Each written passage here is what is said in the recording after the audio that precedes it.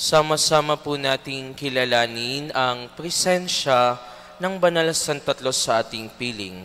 Sa ngalan ng Ama at ng Anak at ng Espiritu Santo. Amen. Sumainyo ang Panginoon. At sumaiyo rin. Mga minamahal na mga kapatid, ngayong pong araw na ito, ginugunita ng buong simbahan ng isang kilalang santo. Isang huwarang santo sa pamumuhay ng may kapayakan at kabanalan sa Diyos. Ito ay walang iba kundi si San Francisco de Assis.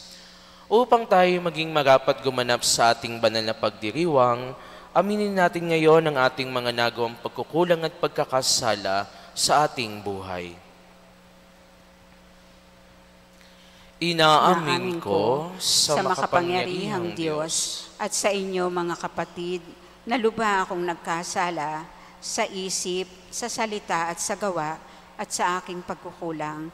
Kaya isinasamo ko sa mahal na Birheng Maria, sa lahat ng mga anghel at mga banal, at sa inyo mga kapatid na ako'y ipanalangin sa Panginoong ating Diyos. Kawan tayo ng makapangyarihang Diyos, patawarin tayo sa ating mga kasalanan, at patnubayan tayo sa buhay na walang hanggan. Amen.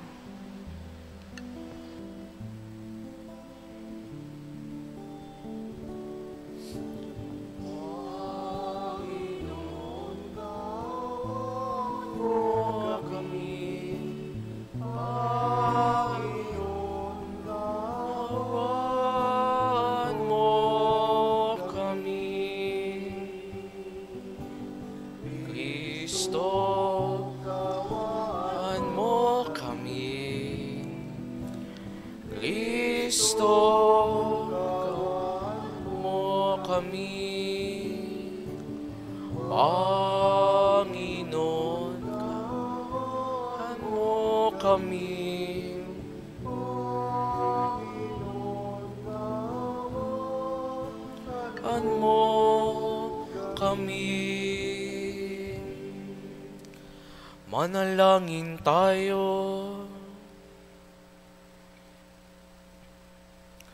Ama naming makapangyarihan, ginawad mo kay San Francisco ang pagkawangis kay Kristo sa kusang pagpaparoka at pamumuhay na hamak.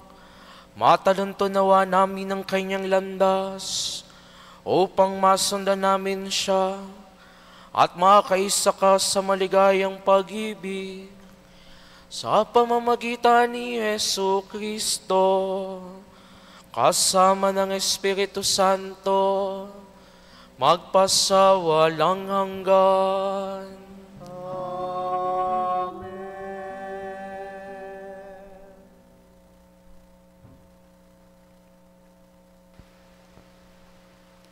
Pagbasa mula sa aklat ni Nehemias.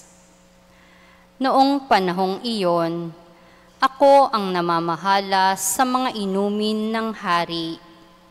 Isang araw, buwan ng Nisan, 20 taon ng paghahari ni Artaherjes, dinulutan ko siya ng kanyang inuming alak. Napansin niyang ako'y malungkot. Noon lamang niya ako nakitang gayon. Tinanong niya ako, "Bakit ka nalulungkot? Tingin ko sa iyo'y wala kang sakit. Bakit ka ganyan?" Sinidlan ako ng takot. Gayunmay sinabi ko sa hari, "Naway ingatan kayo ng Diyos habang panahon. Nalulungkot po ako sapagkat ang lungsod na pinaglibingan ng aking mga ninuno ay wasak at sunog ang mga pintuan." "O ano ngayon ang ibig mo?" tanong ng hari.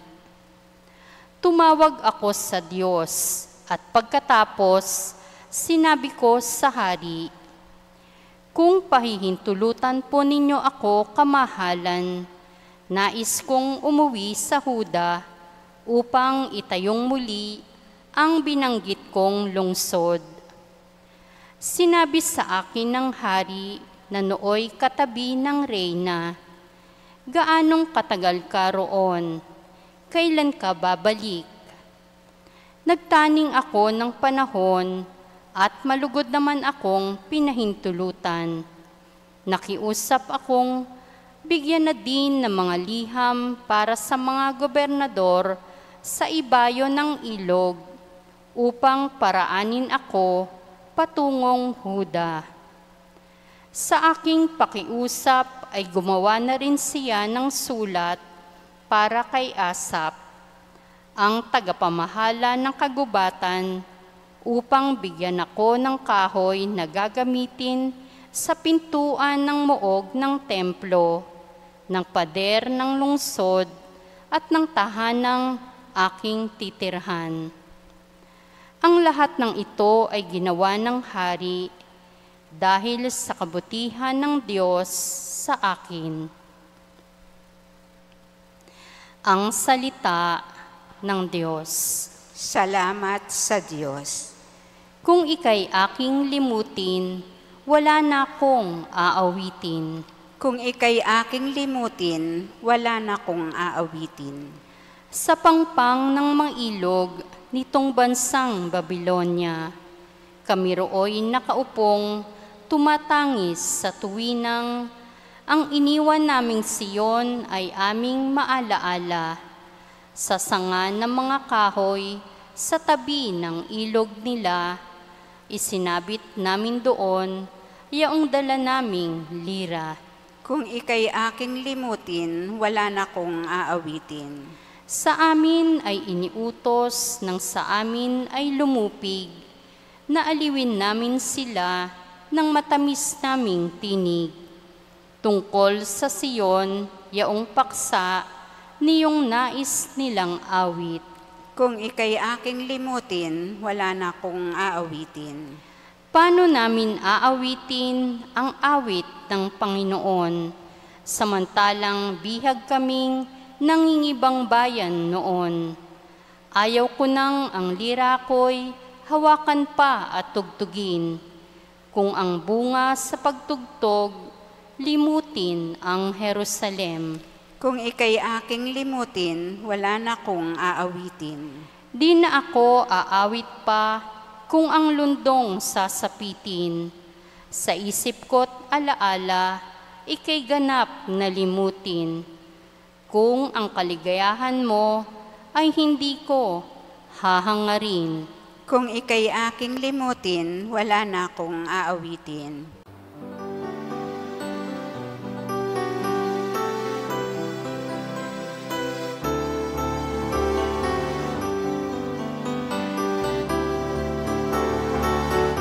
Alleluia, alleluia, alleluia,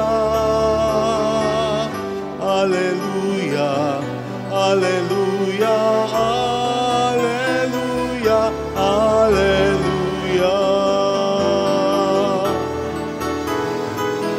alleluia, alleluia, alleluia, alleluia. Alleluia, alleluia, alleluia.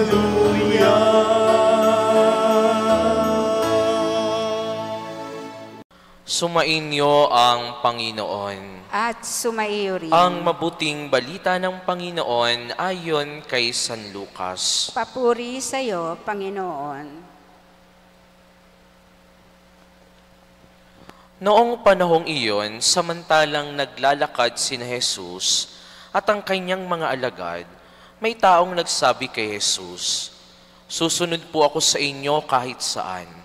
Sumagot si Jesus, "May lungga ang asong gubat at may pugad ang ibon, ngunit ang anak ng tao'y wala man lamang matulugan o mapagpahingahan."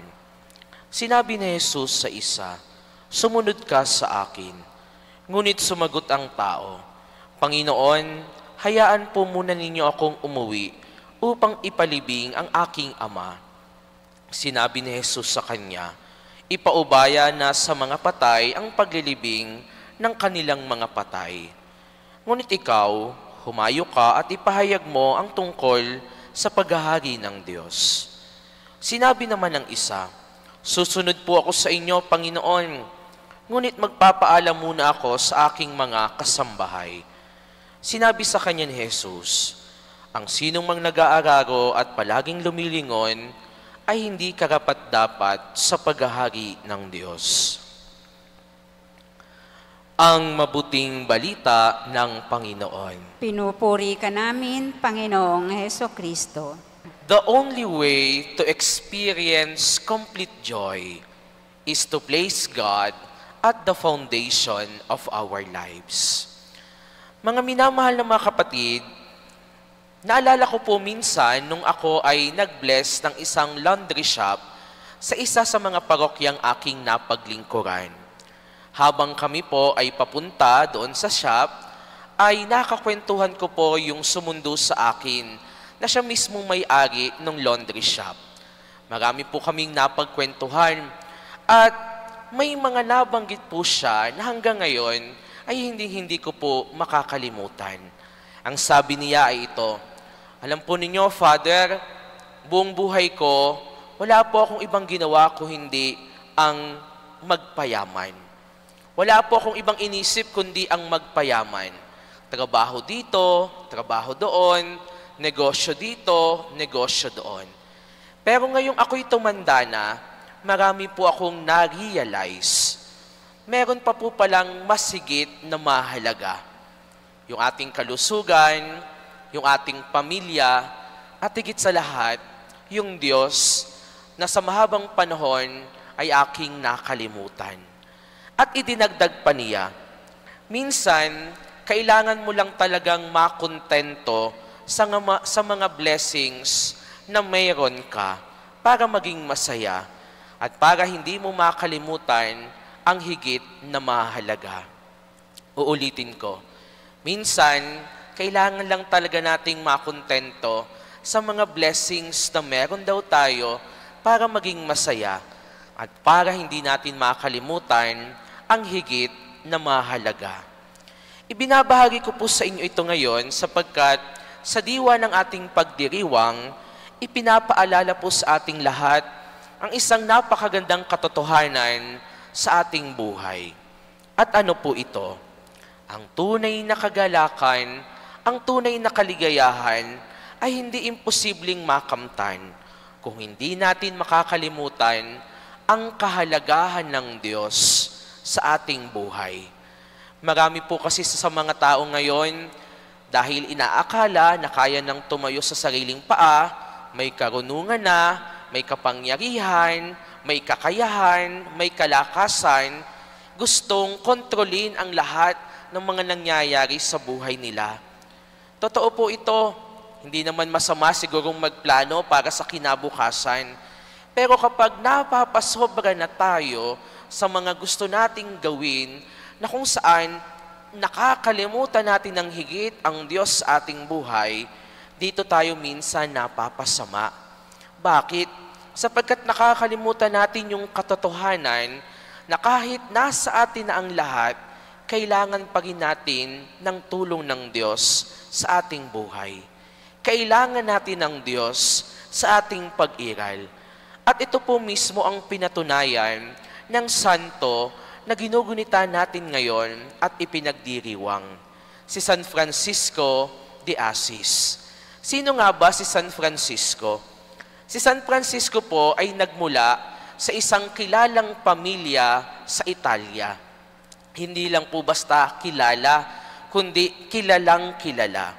Ang kanya pong pamilya ay maimpluwensya at mayaman, sapagkat sino baga naman ang hindi makikilala na kung saan ang kanilang negosyo ay isa sa pinakamalaking pagawaan ng tela sa Italia.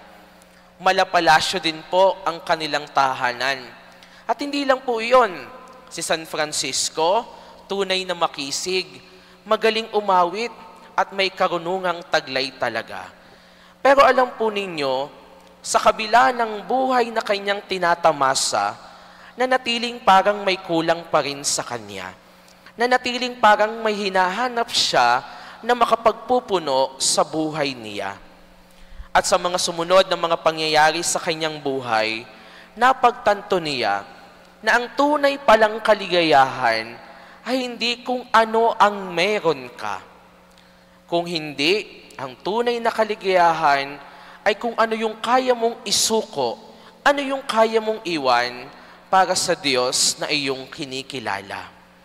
Ang tunay na kaligayahan, hindi sa kung anong meron ka, kundi yung ano yung kaya mong iwan at isuko para sa Diyos na iyong kinikilala. Kaya naman, mula sa pagiging mayaman, tinalikuran niya ang karangyaan, ang kayamanan, ang katanyagan, ang kapangyarihan upang makasunod sa yapak ng Panginoon na may karukaan, na may kasimplihan, habang pinaglilingkuran ang kapwang minamahal. Mga kapatid, ang halimbawa pong ito ni San Francisco ay isang malinaw na pagsasabuhay ng ating ebanghelyong napakinggan ngayong araw na ito. Opo, mahirap ang sumunod sa ating Panginoong Hesus. Hindi po ito kailanman kung kailan lamang nating gusto o kailan lamang tayo pwede sa buhay na ito. Kung tunay tayong nagnanais na sumunod sa ating Panginoon, dapat meron tayong handang iwan. Dapat meron tayong handang isuko. Meron tayong handang tupdin at sundin. At ito ay hindi kung ano yung kalooban natin, kung hindi ang dapat maghari sa ating pag-iral ay walang iba kung hindi ang kalooban ng Poong May Kapal. Opo, mahirap. Pero tatandaan ninyo mga kapatid, hindi mauuwi sa wala ang pagkilala, pagmamahal, at pagsunod natin kay Kristo.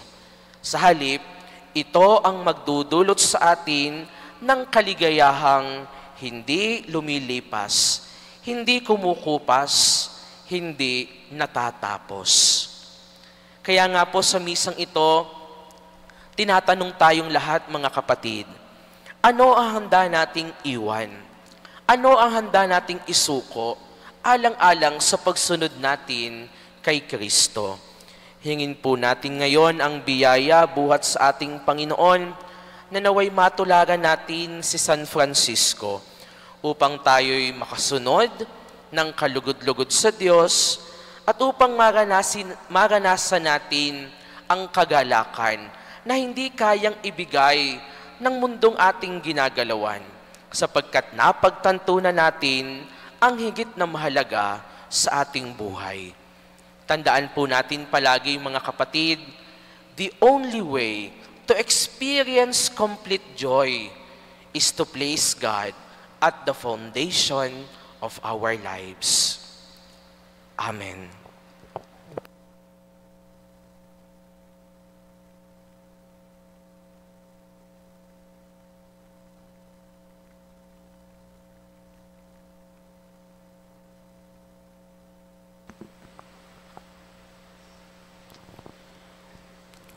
Iniluluhog natin sa Diyos ang ating mga pangangailangan dahil tinawag tayo ng kanyang anak na si Jesus upang sundan siya.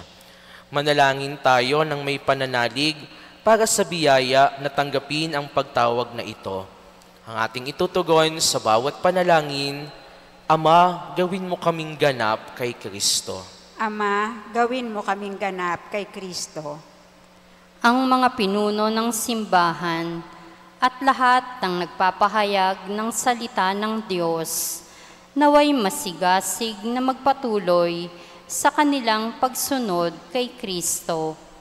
Manalangin tayo sa Panginoon. Ama, gawin mo kaming ganap kay Kristo.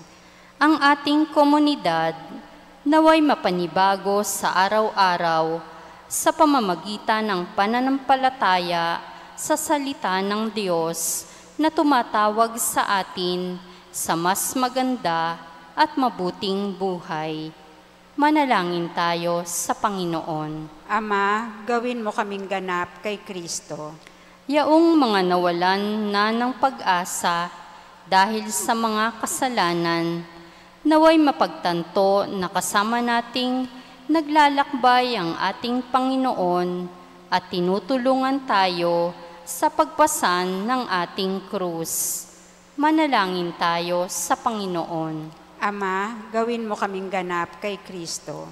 Yaong mga pinahina ng karamdaman o pagkakasakit, naway mabigyang lakas loob ng kasiyahang mula sa Diyos sa pamamagitan ng kalinga at pag-aaruga ng kanilang mga kapamilya. Manalangin tayo sa Panginoon. Ama, gawin mo kaming ganap kay Kristo. Ang mga yumao na sumunod kay Jesus sa buhay na ito, naway makapasok sa walang hanggang presensya ng Diyos sa kalangitan. Manalangin tayo sa Panginoon. Ama, gawin mo kaming ganap kay Kristo. Sa katahimikan ng ating puso, idalangin natin ngayon ang ating mga natatanging mga panalangin sa ating Diyos Ama.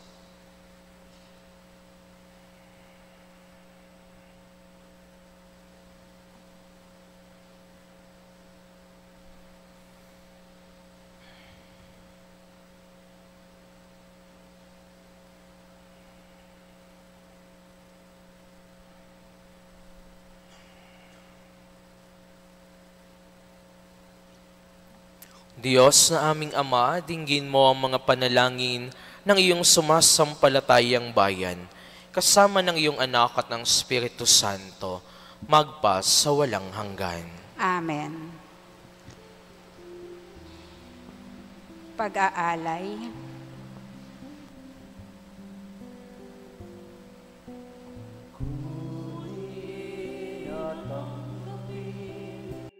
Alay na ito, mga biyayang nagmula sa pagpapala mo. Tanda ng bawat puso, pagkat inibig mo, ngayo'y nananalig, nagmamahal sa'yo. Tinapay na nagmula sa mutil ng trigo, pagkain nagbibigay ng buhay mo.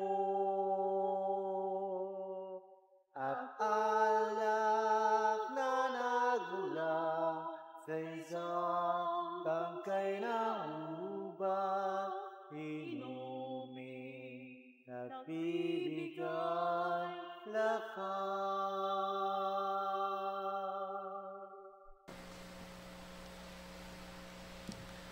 Manalangin kayo mga kapatid upang ang paghahain natin ay kalugdan ng Diyos Amang makapangyarihan.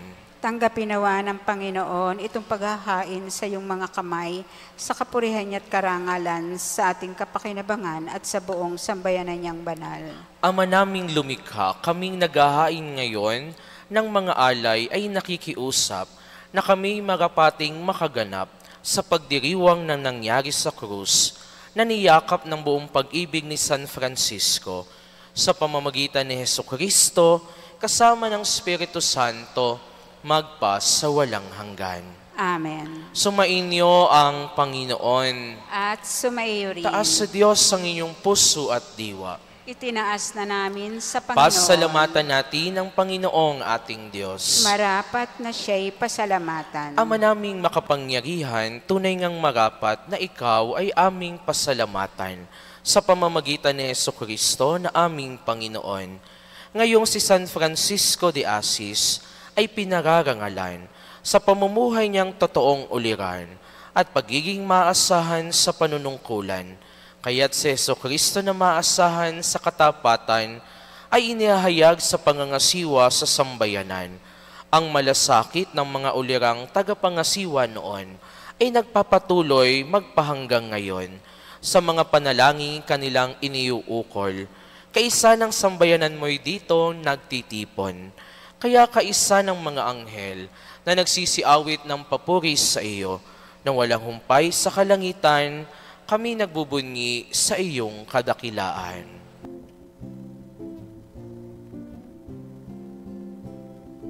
Santo, Santo, Santo, Panginoon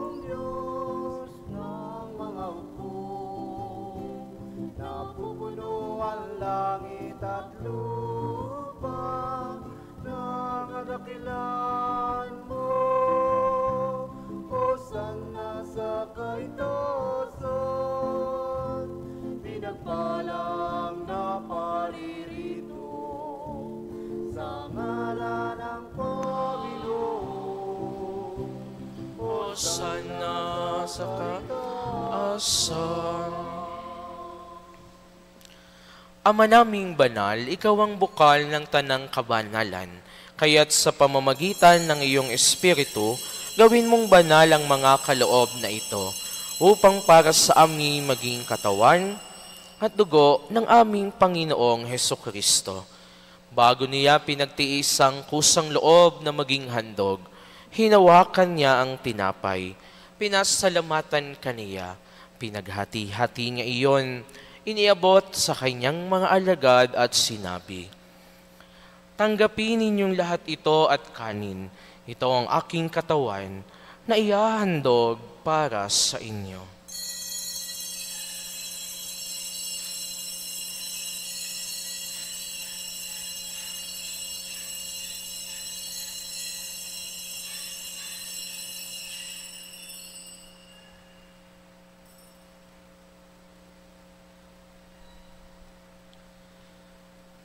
Gayun din naman, nung matapos ang hapunan, hinawakan niya ang kalis. Muli kanyang pinasalamatan. Inabot niya ang kalis sa kanyang mga alagad at sinabi, "Tanggapin ninyong lahat ito at inumin. Ito ang kalis ng aking dugo, ng bago at walang hanggang tipan. Ang aking dugo na ibubuhos para sa inyo at para sa lahat, sa ikapagpapatawad ng mga kasalanan. Gawin ninyo ito sa pag-aalala sa akin."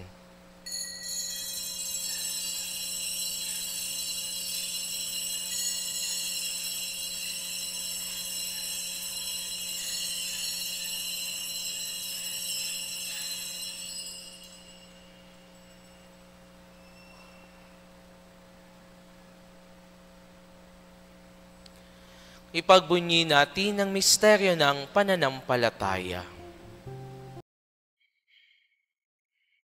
Kristo ay namatay, si Kristo ay nabuhay, si Kristo ay babalik sa wakas ng panahon. Ama, ginagawa namin ngayon ang pag-aalala sa pagkamatay at muling pagkabuhay ng iyong anak. Kaya't iniaalay namin sa iyo ang tinapay na nagbibigay buhay at ang kalis na nagkakaloob ng kaligtasan. Kami nagpapasalamat dahil kami iyong minarapat na tumayo sa harap mo para maglingkod sa iyo. Isinasamo namin kami magsasalo-salo sa katawan at dugo ni Kristo ay mabuklod sa pagkakaisa sa pamamagitan ng Espiritu Santo. Alalahanin mo rin ang mga kapatid naming nahimlay nang may pag-asang sila'y muling mabubuhay, gayon din ang lahat ng mga pumanaw. Kaawaan mo sila at patuloyin sa iyong kaliwanagan.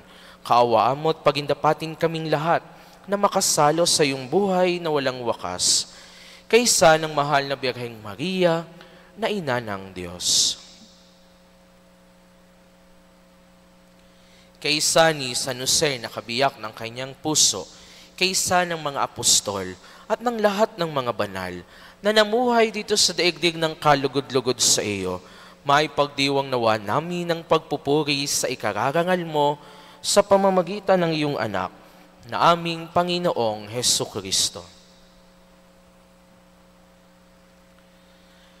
Sa pamamagitan ni Kristo, kasama niya at sa Kanya, ang lahat ng parangal at papuri ay sa iyo, Diyos amang makapangyarihan, kasama ng Espiritu Santo, magpasawalang hanggan.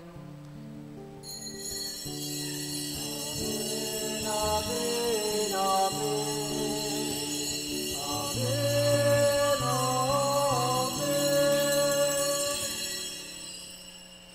Sa tagubilin ng mga nakagagaling na utos at turo ni Jesus na Panginoon natin at Diyos, ipahayag natin ng lakas loob.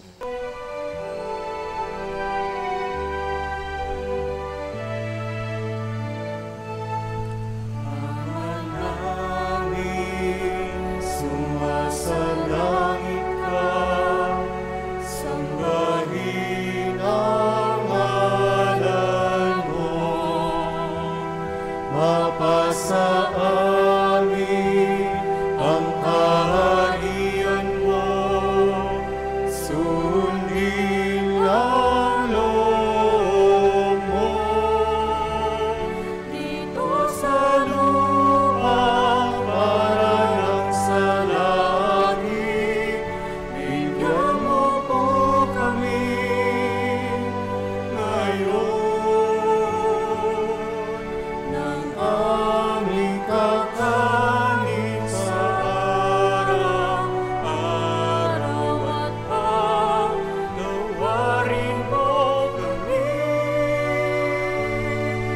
sa aming mga sala para na pagpapatawad namin sa nagkakasala sa amin. At huwag mo kaming ipahintulot sa gusto, at iadya mo kami sa lahat ng masama.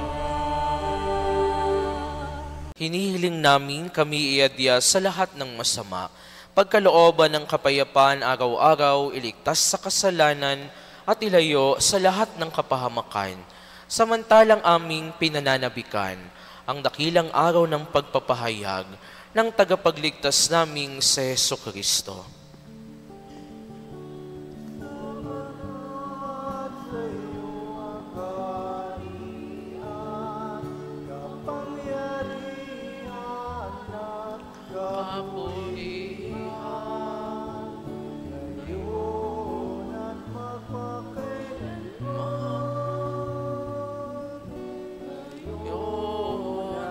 Magpakailanman. Panginoong Jesucristo, sinabi mo sa iyong mga apostol, kapayapaan ang iniiwan ko sa inyo, ang aking kapayapaan ang ibinibigay ko sa inyo. Tunghayan mo ang aming pananampalataya at huwag ang aming mga pagkakasala. Pagkalooban mo kami ng kapayapaan at pagkakaisa ayon sa iyong kalooban, kasama ng Espiritu Santo, magpa sa walang hanggan. Amen. Ang kapayapaan ng Panginoon ay laging sumainyo. At sumaiyo rin. Magbigayan kayo ng kapayapaan sa isa't isa. Kordero ng Diyos na nag-aalis ng mga kasalanan ng sanlibutan, maawa ka sa amin. Kordero ng Diyos na nag-aalis ng mga kasalanan ng sanlibutan, maawa ka sa amin. Kordero ng Diyos na nag-aalis ng mga kasalanan ng sanlibutan, ipagkaloob sa amin ang kapayapaan. Ito ang kordero ng Diyos, itong nag-aalis ng mga kasalanan ng sanlibutan. Mapapalad ang mga inaanyayahan sa kanyang piging. Panginoon, hindi ako karapat-dapat na magpatuloy sa iyo, ngunit sa isang salita mo lamang ay gagaling na ako.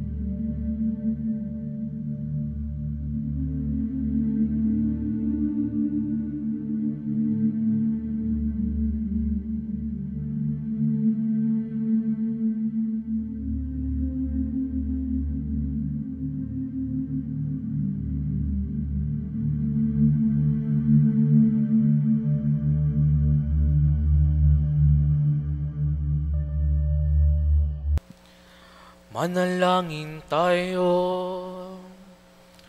Ama naming mapagmahal, kaming pinapagsalo mo sa banal na pakikinabang, ay gawin mong sa pagtulan, sa pag-ibig at malasakit ni San Francisco, magkamit ng pagmamahal mo, at makapag-ukol nito sa kapakanan ng lahat ng tao, sa pamamagitan ni Hesu Kristo, kasama ng Espiritu Santo, magpasawalang hanggan.